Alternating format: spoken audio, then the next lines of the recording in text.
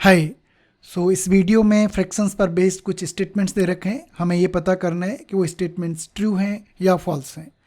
पर इससे पहले कि हम प्रॉब्लम को सॉल्व करना शुरू करें, आपके लिए सजेशन ये है कि जैसे ही प्रॉब्लम्स आपकी स्क्रीन पर आती है, आप इस वीडियो को पॉज कीजिए और उन प्रॉब्लम्स को अपने आप सॉल्व करने की कोशिश कीजिए और बाद में हमारे सोल्यूशन से अपने सोल्यूशंस को मैच कीजिए। Problem 1, fractions with same numerator are called like fractions. वो फ्रैक्शंस जिनके न्यूमरेटर सेम होते हैं वो लाइक फ्रैक्शंस होते हैं। ये तो गलत है। लाइक फ्रैक्शंस की डेफिनेशन क्या है? ऐसे फ्रैक्शंस जिनके न्यूमरेटर नहीं बल्कि क्या डिनोमिनेटर सेम होते हैं, वो कैसे फ्रैक्शंस होते हैं? लाइक फ्रैक्शंस होते हैं। तो ये स्टेटमेंट कैसा स्टेटमेंट है? F for false. Like fractions का एग्जाम्पल ये है, सपोज एक फ्रैक्शन 4/5 है तो इसका दूसरा लाइक फ्रैक्शन क्या होगा? फॉर एग्जाम्पल 3/5, क्योंकि दोनों के डिनोमिनेटर्स क्या है? सेम है। Example 2, fraction 1839 is in its lowest form. हमें फ्रैक्शन दे रखा है 1839। कोई फ्रैक्शन कब अपने लोएस्ट फॉर्म में होता है, या कब बोलते हैं हम कि ये फ्रैक्शन जो है सिंपलेस्ट फॉर्म है फ्रैक्शन की? जब न्यूमरेटर और डिनोमिनेटर का 1 के अलावा कोई भी कॉमन फैक्टर ना हो। पर यहाँ तो 3 जो है दोनों का कॉमन फैक्टर है। 3 6 जा 18, 3 मल्टीप्लाइड बाई 13 इज 39। सो ये जो फ्रैक्शन है ये लोएस्ट फॉर्म में नहीं है, इसलिए ये जो स्टेटमेंट है ये भी कैसा स्टेटमेंट है? एफ फॉर फॉल्स स्टेटमेंट है।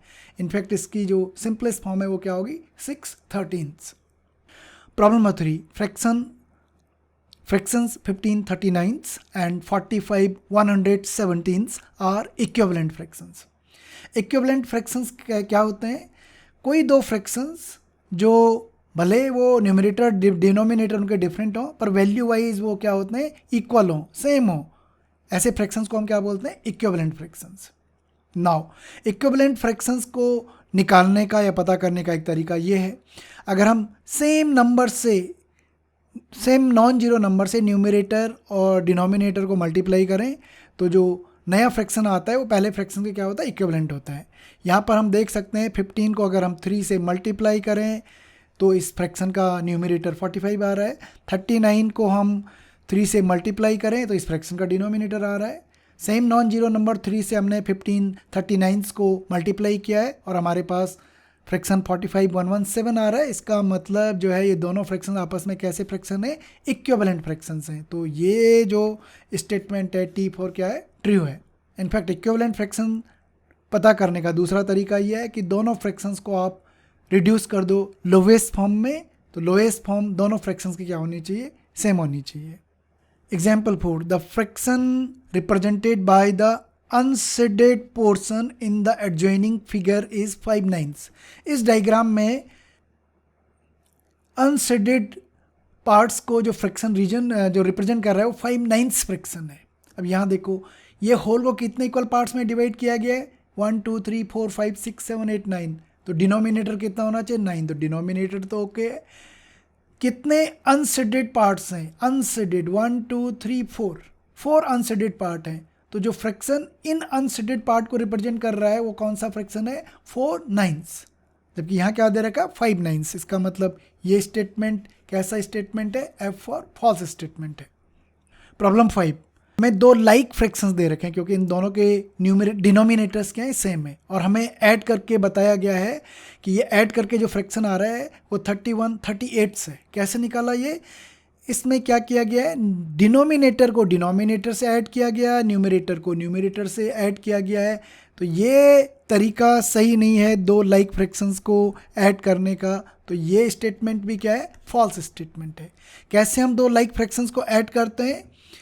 जो ऐड करके नंबर आता है वो फ्रैक्शन होता है, उसका डिनोमिनेटर क्या होता है? कॉमन डिनोमिनेटर लाइक फ्रैक्शंस का। यहाँ कॉमन डिनोमिनेटर कितना है? 19। और न्यूमरेटर क्या होता है? दोनों न्यूमरेटर्स को हम क्या कर देते हैं? ऐड कर देते हैं। तो जो करेक्ट आंसर है इस लाइक फ्रैक्शंस के एडिशन का वो क्या है? 31/19। प्रॉब्लम 6, यहाँ पे दो अनलाइक फ्रैक्शंस को सेपरेट किया गया है और आंसर इस तरह से निकाला गया है कि अनलाइक फ्रैक्शंस हैं ये और उनके न्यूमरेटर क्या है? सेम है। तो सेपरेट करके जो फ्रैक्शन आ रहा है ये दिखाया गया है कि जो कॉमन न्यूमरेटर है वो सेपरेट करके जो फ्रैक्शन आ रहा है उसका न्यूमरेटर होगा और डिनोमिनेटर के लिए हम दोनों डिनोमिनेटर को क्या कर देंगे, सब्ट्रैक्ट कर देंगे। ये तरीका सही नहीं है, रूल सही नहीं है। जो सही रूल है वो अनलाइक फ्रैक्शंस है, पहले हम इनको लाइक फ्रैक्शंस में कन्वर्ट करेंगे और उसके बाद लाइक फ्रैक्शंस को जैसे हम सब्ट्रैक्ट करते हैं वैसे सब्ट्रैक्ट करेंगे। तो ये स्टेटमेंट भी कैसा स्टेटमेंट है, फॉल्स स्टेटमेंट है। प्रॉब्लम 7, यहाँ पे दो लाइक फ्रैक्शंस को ऐड किया गया है। लाइक फ्रैक्शंस क्यों है, क्योंकि इनके डिनोमिनेटर क्या है, सेम है। तो लाइक फ्रैक्शंस को ऐड कर रहे हैं, तो जो ऐड करके जो फ्रैक्शन आएगा उसका डिनोमिनेटर क्या होगा, कॉमन डिनोमिनेटर। कॉमन डिनोमिनेटर क्या है यहाँ पे 12, और न्यूमरेटर क्या होगा, दोनों न्यूमरेटर्स को हम ऐड कर देंगे 7 + 11। सो 7 + 11, तो क्या हो गया ये फ्रैक्शन 18 12, और इसको हम सिंपलेस्ट फॉर्म में कन्वर्ट करते हैं। हाईएस्ट कॉमन फैक्टर इसका 6 है, 6 3 = 18, 6 2 = 12। तो हमारे पास ये फ्रैक्शंस को ऐड करके जो फ्रैक्शन आया उसकी सिंपलेस्ट फॉर्म क्या है, 3/2, और यही हमें दिया भी गया है। इसका मतलब ये स्टेटमेंट नंबर 7 क्या है, T फॉर ट्रू है। लास्ट प्रॉब्लम, दो फ्रैक्शंस दे रखे हैं और इनको कंपेयर किया गया है। कैसे फ्रैक्शंस हैं, ये लाइक फ्रैक्शंस, क्योंकि दोनों के डिनोमिनेटर्स क्या है, सेम है। और दो लाइक फ्रैक्शंस में कौन सा फ्रैक्शन बड़ा होता है, जिसका न्यूमरेटर बड़ा हो। और यहाँ 16 whole number is greater than 13 whole number, इसका मतलब 16 25 will be greater than 13 25। So ये स्टेटमेंट कैसा स्टेटमेंट है, T फॉर ट्रू स्टेटमेंट है। Thank you.